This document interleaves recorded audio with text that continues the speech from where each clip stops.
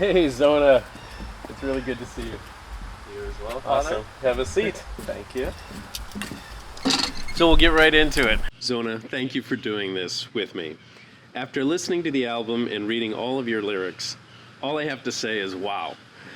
Your lyrics are so complex and so personal. It's a real privilege and treat to be the first one to interview you. When did you discover you had a passion to write? Well, I really did not know for a while because I was in the band and would write music and stuff for however many years, 5 or so. But then once I left the band, there was kind of a void I felt maybe, or I didn't even realize what it was. But one day I was just kind of on the bus to school and I found this app that had like producers on it so you could hear their beats and stuff. I found something that really like sparked to me and I just started writing on it. When I was younger, I would try to like write songs for like the band or something, but it was Excuse terrible. me, when you say the band, you're talking about martial law? Yes, Okay. Death-Amphetamine, Your brother's to band. martial law, Mhm. yeah. And even before that when we were just jamming up in the room and stuff. So, back then I was trying to write lyrics, but they were really bad, and good thing I threw them out because they sucked. But it took me a while and many revisions on a lot of this stuff, but thank you for the compliment though. You're welcome. Who inspired you to make music? The inspirations come from a different place than people would think, because in hip-hop you would assume that most of your inspirations would be from hip-hop artists. I will say Kanye West and Eminem are real big inspirations on me because they have a lot of difference, but they're also huge. Like, they are huge artists in the hip-hop industry, considered the top best. But from my original music standpoint, when I was playing bass in martial law, a lot of my influences came from Lamb of God, a heavy metal band, Avenged Sevenfold, rock/metal band, Muse, which is a rock poppy band. So there's influences there that have made its way into my hip hop choices too, with synths and heavier styles, but also lighter styles too. Cool. How did music and the desire to express yourself in this manner develop inside of you? Well, I think it's just something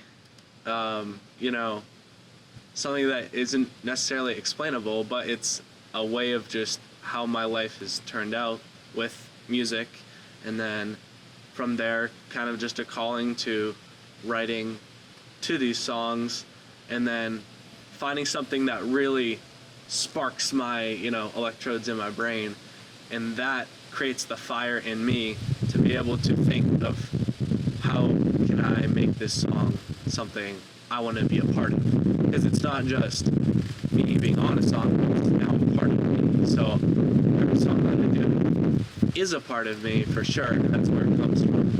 There's no real way to explain, specifically, but... Well, this kind of goes right into my next question. Can you describe how you compose a song? Tell me about your process. And is it the same? Is it different depending on the song?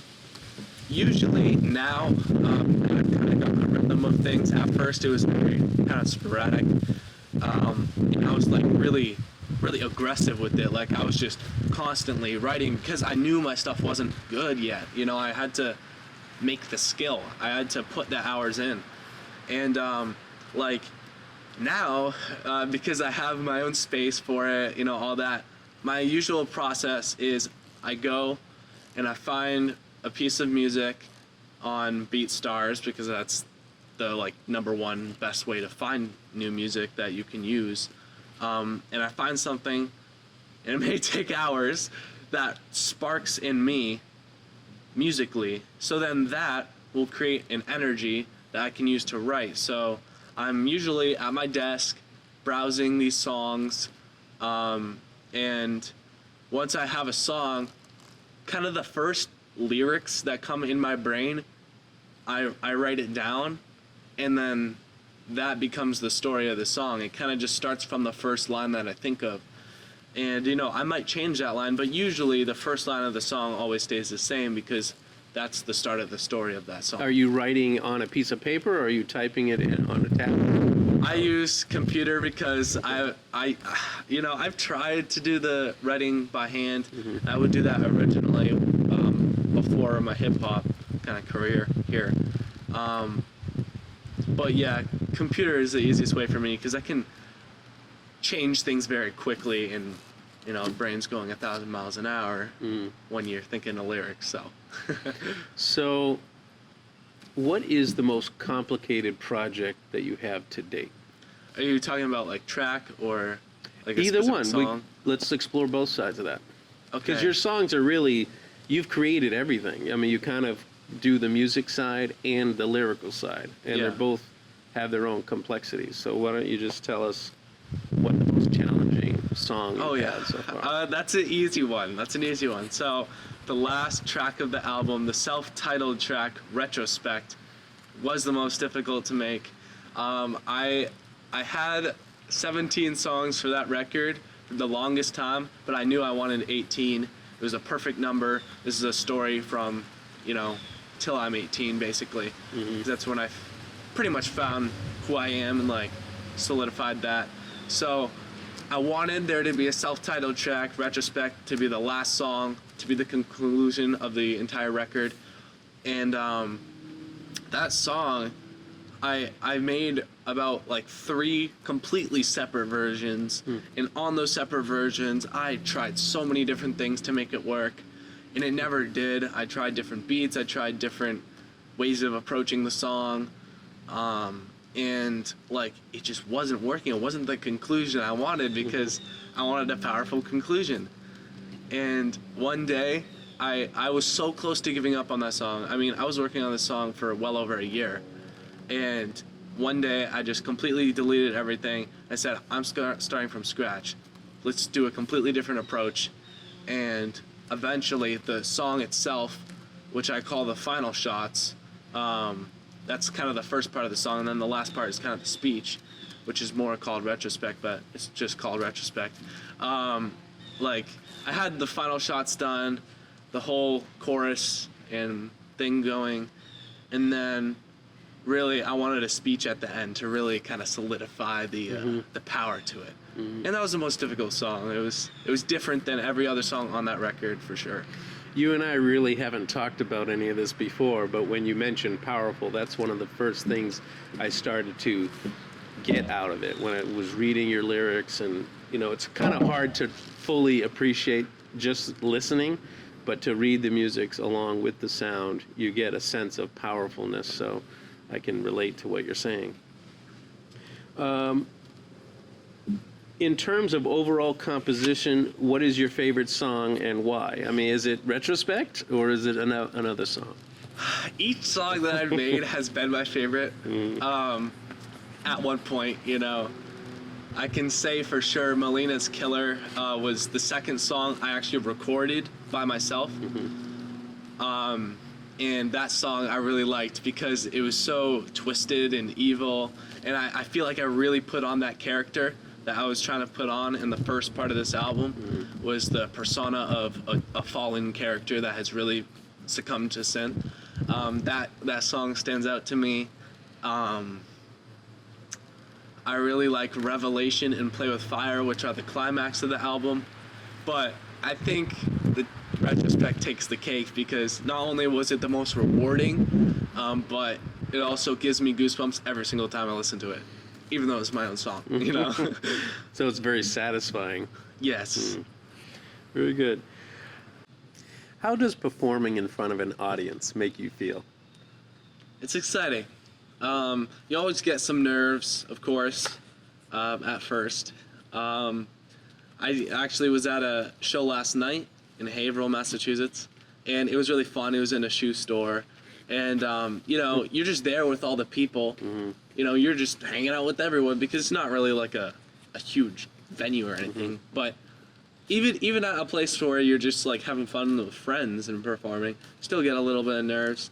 But when I'm right on it, when I do my song and stuff, the energy of the crowd and the energy I give back makes it all just a lot of fun. And you don't really want to end, your performance, but I keep my stuff kind of short and sweet, so Keeps them wanting more. Yeah. Do you feel the connection to your audience? It looks like you do.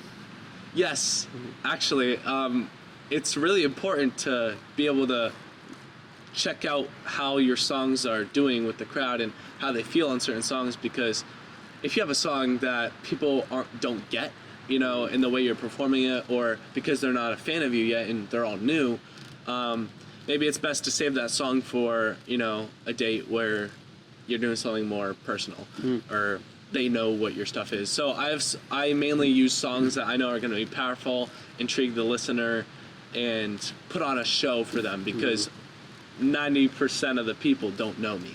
Right. I have to make it in their mind that they want to know who I am. So. Right, that's smart. You seem to connect with people of all ages. Why do you think that is? Well, it's important to include everyone, and I feel like all the emotions in life they're not subject to any age, really.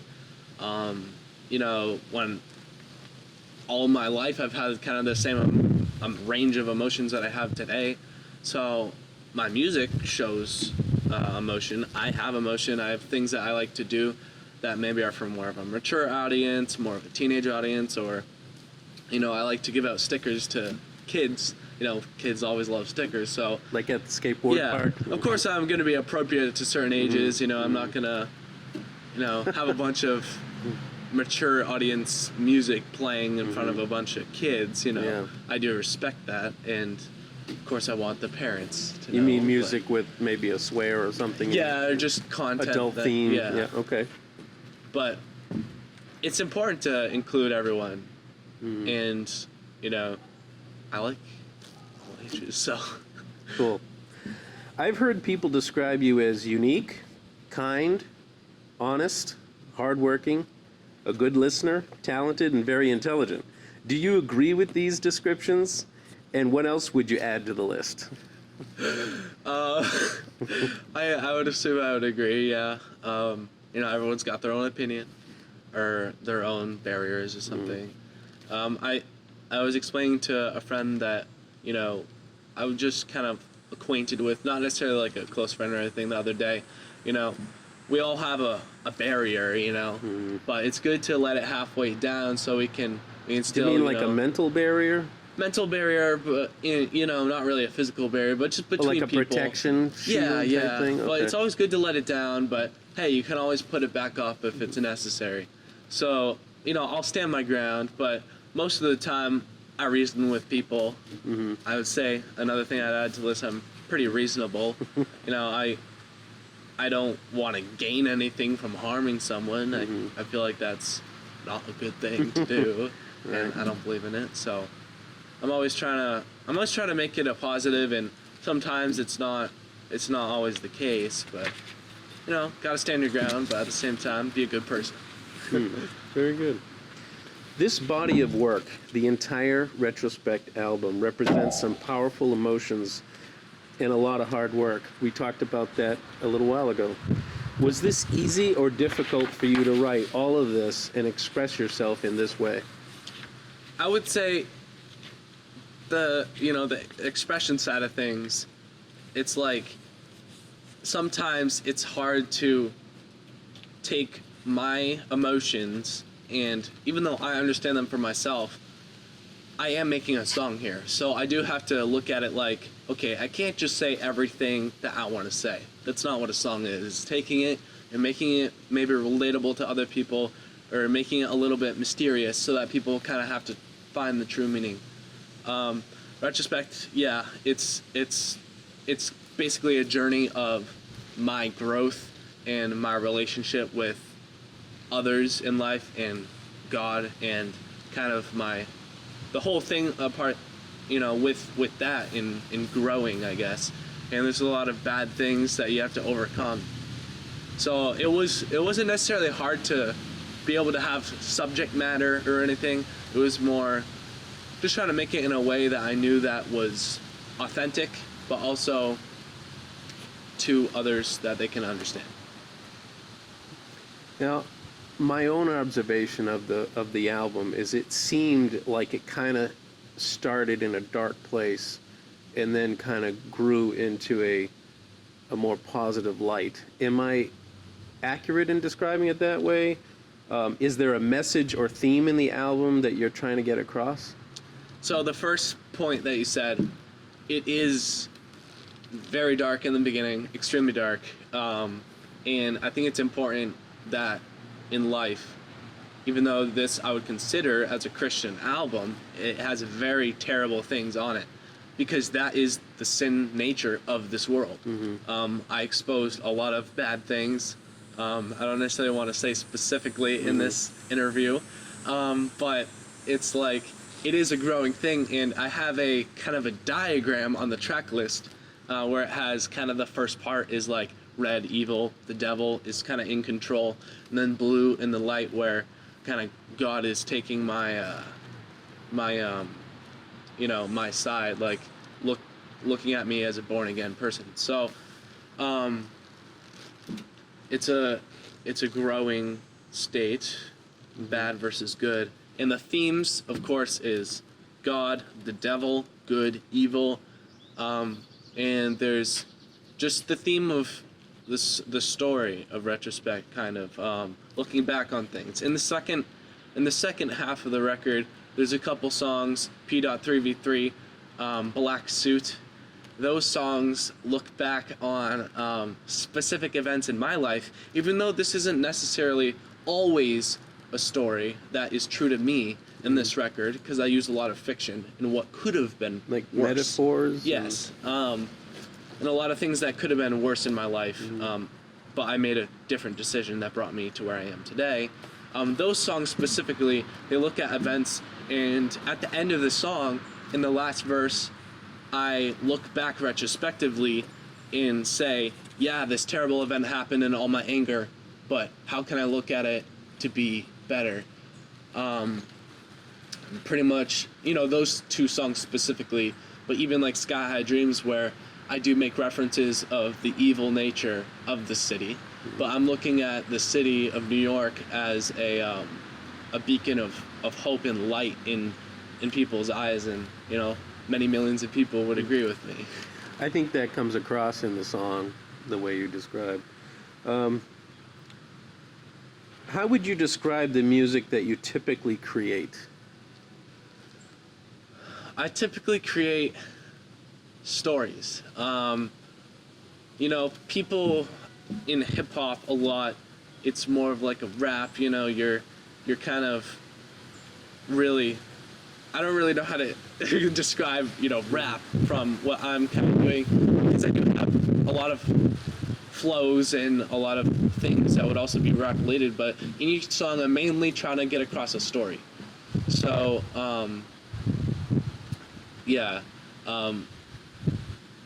it's like I mainly create like dark synthy type songs, but it may sound dark at first, but maybe there's a light into it too. I don't know. I like the dark nature of it. I have some fun songs. They sound like really happy and fun, but they're actually extremely evil. But I also have songs that are kind of evil sounding, like Play With Fire, but it's actually extremely positive. So sometimes I like to surprise the listener with what the content of the song actually is. So I don't know. Okay. If you could open a show for an artist, any artist, who would it be and why? That's a tough question. Picking one is tough because there's different reasons behind certain artists. Man, I have like three in my head. Well, just let her rip. Tell us the three. All right, so for different reasons, Ye, as Kanye West, formerly named, he has a lot of influence into my beat choices and the way I look at things.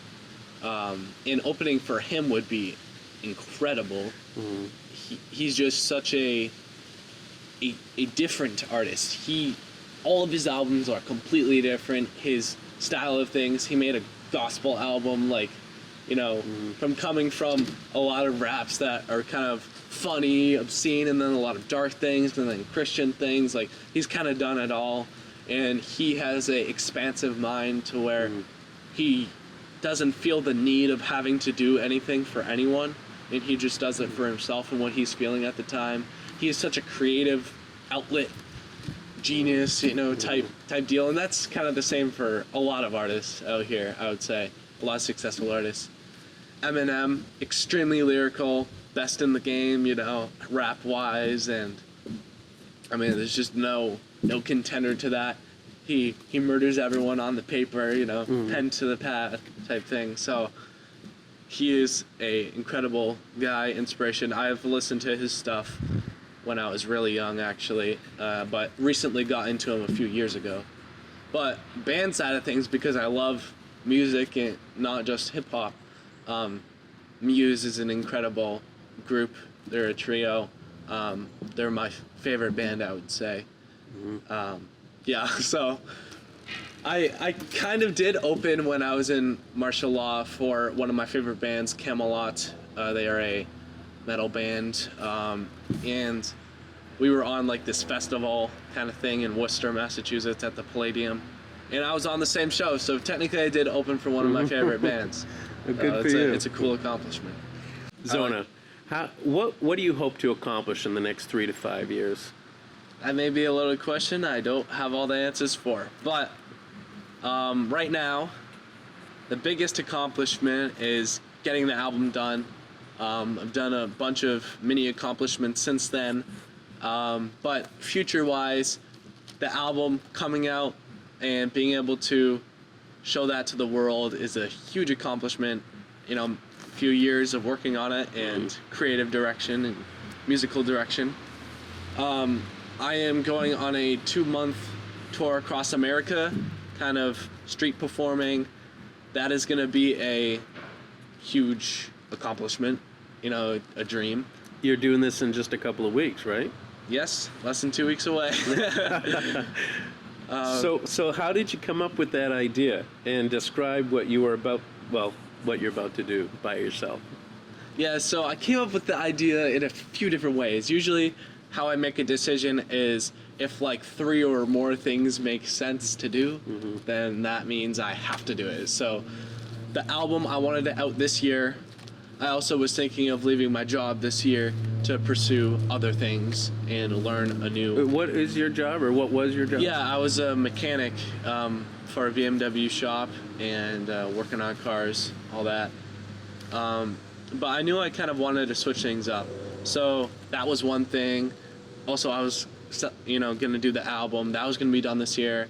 And then, I had a real, thought of okay, I want to see America when I leave my job, so that was another thing. And then I was like, wait, I can kind of use this to promote the entire record. That was 4 things in one. And I'm like, hell yeah, let's do this thing.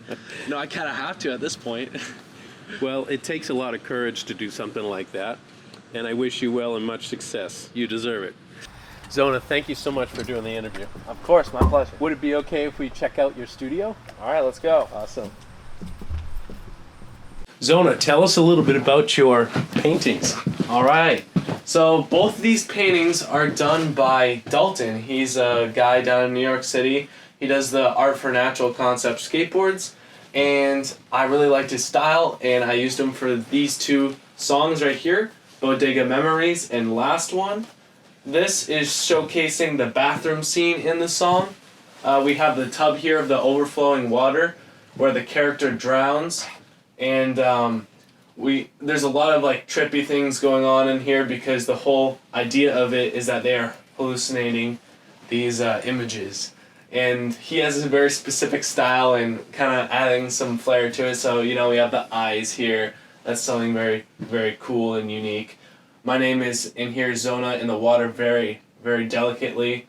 And the last one, of course, the song is in the mirror, jumping out at you. So I really like this painting. Just got it done. Couple weeks ago, I picked it up. So What about this one? I noticed you have stickers like that. Yeah. So this one over here is for Bodega Memories, and this is showcasing down in New York City. We have the Arizona Great Buy 99 pop-up store where I am dropping a big can of Arizona iced tea. With, it's a whole crazy kind of thing going on here. We got the energy behind me and like the flames sparking out of the can.